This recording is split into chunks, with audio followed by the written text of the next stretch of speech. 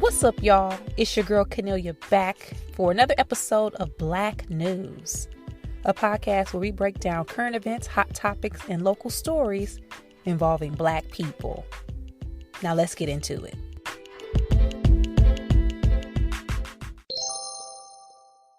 First things first, as always, guys, thanks for the support for Black News. I am available on all apps where podcasts can be heard and on YouTube. Thank you so much for continuing to listen and chime in with your thoughts and feedback. I love y'all. I love y'all. I love y'all.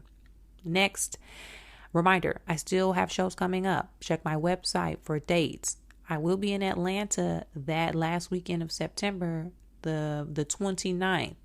Specific show information has not been released yet, but I will be down there. So if you're in the Atlanta area and you want to see some stand-up comedy, check your girl out. When I get the info, I will pass it along to y'all.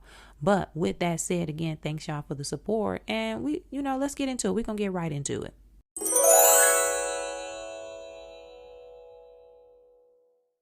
It's a slow news day, y'all. News week, news weekend, it's slow. I'm talking about I was scraping to figure out what to talk about this week, y'all.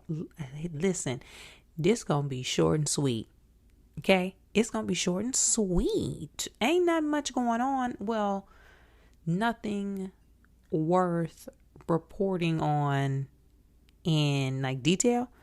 A couple small things that we're gonna talk about, but not too crazy. Nothing too crazy. First, the main thing that happened is Mr. Aries Spears, my fellow comedian Aries Spears. And now listen, backstory. I don't really like talking about comics on here. I'm one of those people, I kind of leave that alone. I don't like shitting where I eat. And by shitting where I eat, I mean talking about colleagues and coworkers. Because I'm gonna see these people out. And I ain't the one, the two, or the three. I don't got time for the drama. However, this is literally a conversation that everybody has been having to an extent. So with that said, backstory, Aries Spears is a comic, was on an interview show on YouTube, social media, wherever the podcast or the show originally aired. But he was asked about Lizzo. The host said something to the effect of, you know who got good music? Lizzo. Especially with writing, she good. And then Aries Spears proceeds to talk about Lizzo, her weight, her body type, her sex appeal, her attractiveness. He straight dragged Lizzo from his perspective. It wasn't nice. It wasn't friendly. It was bad. Hell, and it was rude. The video of course went viral. People started chiming in, talking about him and going off on him. He then made a response video after all of that happened. Now, a couple things. People be delusional. One thing I have learned as I continue to get older is that people really be delusional out here. Grown adults spent many years on this earth. They be really out here living life completely delusional. Complete lack of self-awareness. Emotional IQ in the swamp, in the sewers. No self-aware, just completely delusional. And maybe it's because I've been actively trying to work on myself, therapy, trying to maintain some peace and order in my own sphere. So I am hypersensitive now to things that go against that make me feel uncomfortable, that throw me off, that just don't sit well with me. And one of those things is when people be just delusional. Now, that is not to say that at some points in time that I am not and have not been and will not be delusional. I'm not that naive to think that. Hell, I could be delusional about all the other things, but I'm willing to accept that may be the case, which it shows signs of someone who isn't as delusional, because I have that level of self-awareness to tell you or to know that could be coming, that is a thing, and it might be a part of my story at some point. Now, with that said, again, if you have strong critique about someone and their appearance, their body type, how people may perceive them, their health, any of that, and the things that you're describing with negative connotation look and appear to be exactly like you. I mean, I don't know, maybe I'm wrong, but that, to me, that sounds delusional. Maybe I'm off base. To me, that sounds like there's a level of delusion in there. To body shame someone and to talk about their body being unattractive and they built like X, Y, and Z and big women and all this other stuff, and you yourself is shaped like a big woman, doesn't that scream delusion? Like, if you say something is unattractive, but you yourself look just like that or worse, but then deem yourself attractive after you just describe someone that is unattractive that you don't even fit into, hey, maybe I'm missing something. Okay, maybe I am missing something. But people be so delusional. I have a comedy colleague who is a white lady. She got a funny joke that I love when she does it. It's something to the effect of, Sir Mix-a-Lot talking about baby got back and women got to have all these things, whatever. And he gets to say all of that while looking like Sir Mix-a-Lot. Sir, you get to say all this about Lizzo looking like that? Like, the jaundice is standing out. Like, I just can't.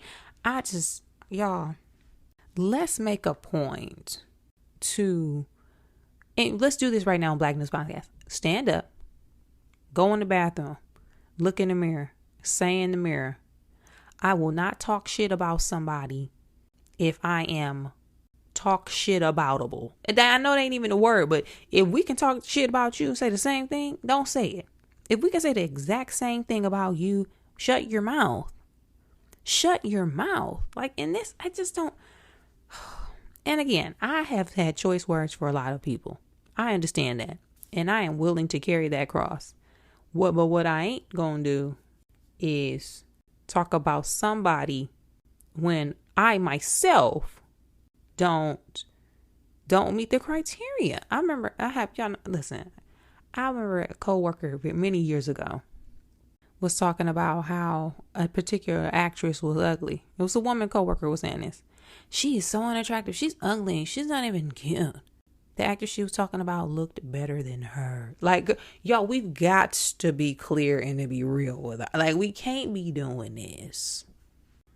And let's stop doubling down. Like, once you get called out about something that was fucked up, just take the L. Take the L, Playboy. Like, just don't double down. Like, I don't know, y'all. We delusional. What did y'all think? It took me a long time to even watch the video, because one thing I ain't about to be doing is watching nobody talk shit and watching somebody find joy in tearing down women, black women. That ain't my story. But what did y'all think when y'all saw it or heard it? If y'all even paid attention to it, and if you didn't, I respect you. I only clicked on the link because I had to come on Black News and talk about something. If it wasn't for this podcast, hey, I wouldn't even have checked it. Okay? And I'm apologizing to y'all for bringing it to y'all, for those who don't even give a shit. Let me know, though. Did y'all hear and see what he said? If so, what were your thoughts around it? Hit me up on social media. Y'all know where to find me, at Cornelia. There was a lot of conversation this week as well about student loan forgiveness and President Joe Biden's plan to forgive up to $20,000 for some people in student loans. This has been a long conversation. This has been a long road coming. We've been going back and forth about this. There have been different types of conversations. Is it going to happen? Is it not? We should clear up to 100,000, all debt, no debt. Some people mad. It's just drama all around with the student loan forgiveness conversation. So, let me offer my perspective. One, I think it's fantastic. Whatever the amount is, $5, $2, whatever, 10,000, 20,000. I'm excited for people who will be able to have some debt relief, because if you've ever had you owed anybody money, that shit be on your back. And after doing a lot of research, there's a lot that I didn't really realize, and I think a lot of people haven't as well. And I'm hoping that the White House discusses this more so people can really understand. And I'm talking about this on Black News because a lot of this relates to the conversation I've been seeing by Black people about how it relates to us. Now, from my understanding, and some of these facts could be a little ashy, okay? It could be ashy. $10,000 is the first amount for people who make up to $125,000. An additional $10,000 can be removed from your debt if you had Pell Grants, I believe. I did not have student loans. I was fortunate enough to not be able to need those.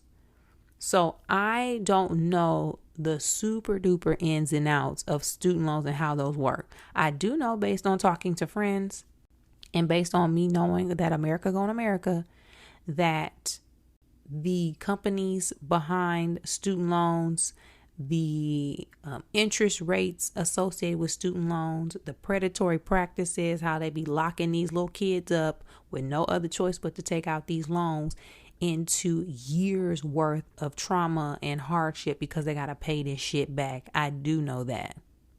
But I also didn't know what it sounds like is there's a large majority of people, especially people of color, Blacks and Latinos, who don't have $50, $60, $100, $200,000 worth of student loan debt.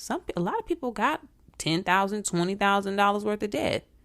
We're talking about people who maybe started, went to community college, couldn't finish because they didn't have an additional money and couldn't get no more loans, so they stopped. We're talking about people who maybe went to in-state colleges, and in-state tuition is drastically cheaper from private institutions. Or when you go out of state, they didn't, maybe 10, 20,000 was all they had. Maybe it's just a simple fact that maybe you do got a bunch of student loans, but that's just going to chip away at it. But I'm happy we're even having a conversation. And from what my understanding is, and again, if don't quote me, this could be incorrect. And if so, if you have other information, let me know. But it sounds like this is one of the largest amounts that could be done without having any bills or particulars going to Congress and relying on them to pass it, because we know good and damn well if we got to send some student loan packaging and bills through the Senate and through Congress, it's not getting signed. It's not getting done. Okay, y'all can forget about that. We still on abortion rights. Okay, we're still on pro-choice. You know good and damn well they didn't even want to sign an energy package. Okay, the world is on fire, and half the people was like, is it really though? So what if we're burning up? So what if we're gonna be in sweltering heat within the next 10 years? No, it's not real. Y'all really think they're gonna pass a bill that allows the majority of Americans to get out of debt? Please. 10 and 20K was the most that could have been done at this time. Now, there were a lot of people who were upset. I saw quite a number of people mad because they already paid off their student loans, and now they're mad that some people won't have to go through the same BS that they went through. There were people who were mad, like, if you couldn't pay, you shouldn't have took out the loans. Especially, which is ridiculous, because if y'all know, millennials, Gen X, we went to college during a time where we were pitched the idea that in order to succeed, you have to go to college. To get a job, good job now, you have to go to college, which was kind of true for a while. Excluding professions like being an electrician and plumbing, where you didn't have to, and you can still make $100,000. But I'm not one of them people who, that's a whole nother conversation. I'm not one of those people who think college is just for a job. I'm one of those people who think you need to go to college because public school in America has proven and shown us that you don't leave high school knowing everything that you need to know. There are classes in college that should be mandatory for you to take, and it ain't about getting a job. It's about furthering your education because you need it. Now, if they would teach accounting, sociology, economics, business law, psychology, sociology, if they would teach all of these things in high school, maybe not. Maybe you wouldn't need college. English, foreign language, like the next level of foreign language. Didn't sure. But them classes in college, African American studies, them in college. You ain't getting them in high school, so take your ass to school. That's just my theory, though. They also only need to we only need to keep having that conversation if they drastically drop down the price for college, because you go to a private HBCU right now, them joints $45,000 a year at least. Ridiculous. But with all of that said, I'm actually really excited that even with that amount of money being forgiven for people, it's a blessing. Because I know if I had me some student loans and I had 10, 20,000, guess what I'm about to do? Going on to that online application and filling it out. Which is another point. Black News listeners, they don't just automatically knock the loans down. I believe after a certain date in October, you have to go online and sign and fill out the application to apply to have the debt removed. So let's not sleep on that. But let me know what y'all think overall. Did y'all even think this was going to happen? Because I didn't. I know why it happened right now. Midterms coming up. And y'all know Joe Biden. Child, that thing. Y'all see how slow he be walking? I just can't deal with Joe Biden.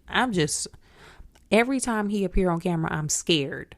I am afraid. That brother is elderly. And I'm not saying if you old, you can't do the job. But Joe, he slowed the F down. And I'm concerned.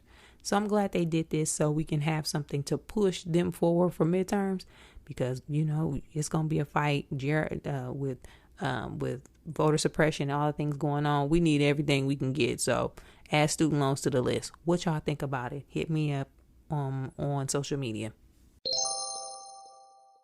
Speaking of students, did y'all know that North Carolina A&T and HBCU enrolls more first-year Black students than the top 10 national universities combined? Did y'all know the number of students, first-year Black students at North Carolina A&T enrolls more than the top 10 national PWIs combined? I had to throw that PWI in there so y'all can know what I'm talking about. North Carolina A&T is in, of course, North Carolina. It is one of the bigger, if I'm not mistaken, HBCUs. We got a lot of HBCUs out. A lot have closed over the years, but some real small. Even if you look at Hampton, when I was at Hampton, we were probably about 65,000 students. Right now, I think Hampton might be under 2,500. I'm talking about it shrunk, which is a travesty. Whole nother conversation. But it looks like this year, 3,000 students, the majority being Black, because y'all know just because it's HBCU don't mean everybody Black. It be some white people on that campus now. But that's how many people are enrolling first year there, which when you talk about 3,000 at A&T is more than the top 10 national universities for Black people. Like, that ridiculous, y'all. Which ain't surprising, because it be 5 Black people on campus at them PWIs. If you went to PWI, y'all, it be so few. Good grief. But we go where we go and we do what we got to do. But to me, super shout out to A&T. Also, they mentioned that on average, the students at that university have a 3.7 high school GPA and SAT scores above 1,000. So we ain't talking about no slackers coming in, honey. They doing the work. And which I love this. I love when school starts and I see pictures of college students, they first year on campus, and they about to get their education and start a whole new journey and period in their lives. I love that. Backtrack. A&T got about 13,500 students, so pretty big. I just love seeing it. I remember when my freshman year going to Hampton, coming from a city like Flint is a certain type of city. It was ran pretty much by General Motors, the automotive industry. So blue collar, working class city. Even the people with money still felt like they were blue collar, and it was weird. But then people in GM had money. People had money. Some didn't, but people had money. But it was when I got to Hampton was my first time really understanding or learning about the class system within Black people. Because in Flint, it was half Black and half white. Everybody felt the same. But going to an HBCU, a private one like Hampton, it was pretty much Huxtable kids to an extent. That was my first time interacting with families who maybe didn't make as much as my family, but because they had like white collar professions versus blue collar, class considered them to be in a higher status than ours, even though they did not necessarily have more money than us. It was this weird, interesting, lesson that I had to learn. But then, you in a dorm and you meeting these new people from all over. It was my first time really meeting people and living in spaces with New Yorkers, people from the East Coast, West Coast, LA people. There are people from Alaska there, West Indians. I really didn't understand West Indian culture till I got to Hampton. Music, go-go. I'm talking about even wearing a pair of Suco jeans, child, clothes, the Nike Reebok princesses that the DC girls was wearing. It was such an experience for me, and I would not trade it for anything. Me going away to college, going to Hampton, was one of the best decisions that I've ever made. The best. I'm talking about changed my life. I would be a totally different person if I did not go away to college. And I know that for a fact. I can tell you that right now for a fact. So I get so excited seeing kids and young men and women on campus, bringing their stuff into the room, decorating their dorms. It's just, I love it. It just makes me so happy. It's just so much for them to look forward to. There's so many opportunities they could do. People you can literally do anything you want. And I really believe that. And when I see that, the freshmen, I really hope that for them. It's their opportunity to really just kick off the rest of their lives. Love it. Chef's kiss. Mwah. Now, with that said, what do we do about the conversation surrounding the low enrollment of Black students at white universities in totality? Is that something we even care about? Or do we need to continue on with this trend and push our Black students to go to HBCUs? Do PWIs not make as much sense for us and our people anymore? Should we completely shift our focus elsewhere? Y'all know what my answer is, but I'm open to hearing y'all's. Hit me up on social media with your thoughts. And quick correction, y'all. I said Hampton at the time was 65,000 students. Y'all, it was 6,500. Y'all know what I meant. It was 6,500. Ain't no space on campus at Hampton if it no 65,000. 6,500. That's what I meant. Okay, that was it. Goodbye.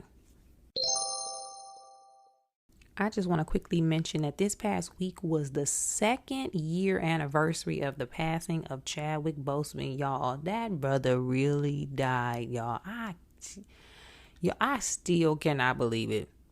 And there's certain things that kind of bop you in the face. In this past week, it was on Instagram, Lupita posting a video on the anniversary of his passing, where he was signing autographs for his fans after a Black Panther screening. And it's, it's always this weird mind thing where somebody died, but then you see a video of them alive. Then you remember, like, wait, they died. Oh my God, that was them alive. They were living. Like, just to y'all, I'm talking about. And y'all, if y'all been listening to Black News podcast from the very beginning, y'all know I love me some Chadwick Boseman. Chadwick Boseman dying knocked me down. It still really affects me to this day. It's just something, celebrities die all the time. And I did not personally know Chadwick Boseman. I have stories of being in proximity with Chadwick. He went to my church. It's just all of these things. Black Hollywood is so small. I have friends who are very close with him. So it's just a lot. But for some reason, him dying, it took me out. And now 2 years later, here we are. And that brother really died. If Chadwick Boseman's passing doesn't teach you that life will and can happen to anybody, it doesn't matter who you are, what you do for a living, how much money you make, how popular you are and are not. Life is going to life, and God's plan is going to always be his plan. If that man passing didn't teach us that, I don't know what is. I have lost friends. My best friend died in 2016, LaRonda. Certain things like that hit you to the core. And because that was, 2016, over time, you start to make peace with it, and you start to not accept it, because I don't think you ever accept when people that you care about die, especially young. But you start to move through it, and you start to really reflect on life and understand what life is, and what it means and how valuable. And just when you starting to make peace with it, and just when you starting to be like, okay, live life to the fullest, then bam, something else smack you in the face, and another person passes away to teach you and to remind you of those lessons again. And the child, when Chadwick Boseman died, it was like, oh yeah, remember this? Same with our comedy colleagues that have been passing away out here in LA and New York. But with that said, nothing but great memories about Chadwick Boseman. After that, I was like, let me go online and look at some old Black Panther clips. Just because that was that was T'Challa, that's our king. And it's just, man, I think I'm going to be one of them old ladies who still, when I'm like 80 and you talking to the grandkids about actors and people who were in the industry, this going to be one of them ones where we 80 talking to the kids. And we like, that was this actor. His name was Chadwick Boseman. Y'all remember the man who played Black Panther? He died. Y'all, we ain't going to never get over this. We ain't going to never get over it.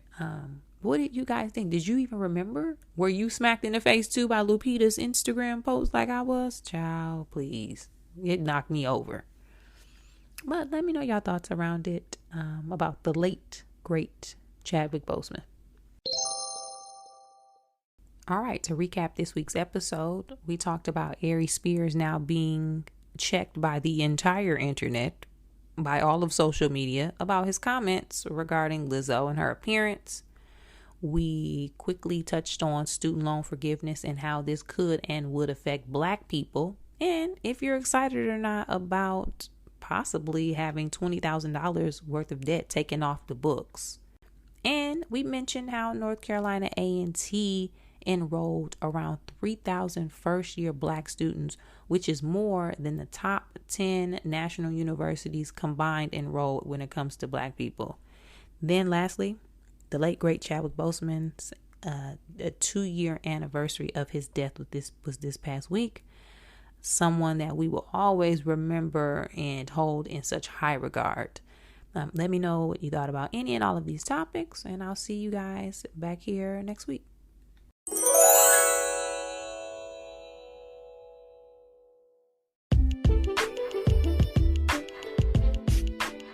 That's it for this week's episode of Black News, y'all. Thanks again. Thank you. And thank you again so much for sticking with us, supporting the podcast, liking and subscribing on all apps where podcasts can be heard, rating 5 stars, and leaving a comment. It helps more than you know, so I really, really appreciate it. And keep sharing Black News with all of your friends and family. Be sure to hit me up on social media if you got ideas for topics. Or just hit me up in general to let me know you've been listening. Let me know your thoughts. I'm at Cornelia on all platforms across the board. That's at Cornelia, like Kenny and Ophelia. Also check my website. I got some shows coming up in Los Angeles County. Hopefully get on the road soon. But for now, if you're in the LA area, hit me up. Check Cornelia.com for show dates and details. And as always, thanks again so much, guys. I hope you have a fantastic week. Keep supporting, keep growing, keep building, keep staying safe, and keep staying healthy. As always, again, I'll see you back here next time, same place. Bye.